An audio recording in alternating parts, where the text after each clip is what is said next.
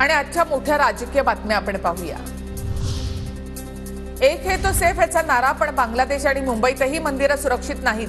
फडणवीसांचं हिंदुत्व काय करतंय? दादरच्या मंदिराला आलेल्या नोटिशीवरून उद्धव ठाकरे यांचा सवाल। पटेंगे कटेंगे फटेंगे वटेंगे असं करून काही उपयोग नाहीये।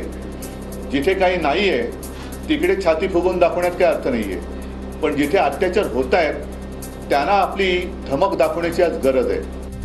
ज्यांनी सत्तेसाठी हिंदुत्वाची कास सोडली ते उद्धव ठाकरे आज हिंदूंच्या रक्षणाबद्दल बोलतात। उद्धव ठाकरेंचं हिंदू प्रेम बेगडी, बावनकुळेंचा पलटवार। बाडग्यांनी हिंदुत्वावर बोलू नये, उद्धव ठाकरेंनी भाजपवर केलेल्या टीकेला प्रसाद लाड यांचं प्रत्युत्तर।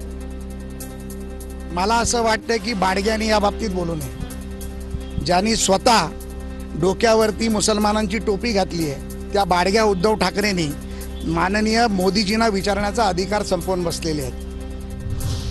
मंदिर गणपतीचं आहे की हनुमानाचं ही माहिती नाही आणि चालले हिंदुत्व सांगायला। संजय राऊत यांनी संपूर्ण पक्ष संपवला, अजून किती माती करून घेणार उद्धवजी?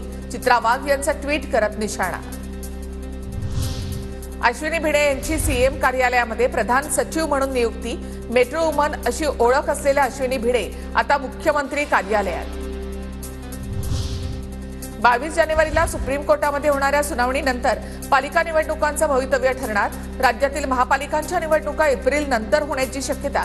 राज्यामध्ये लोकप्रतिनिधींच्या 34,000 जागा रिक्त।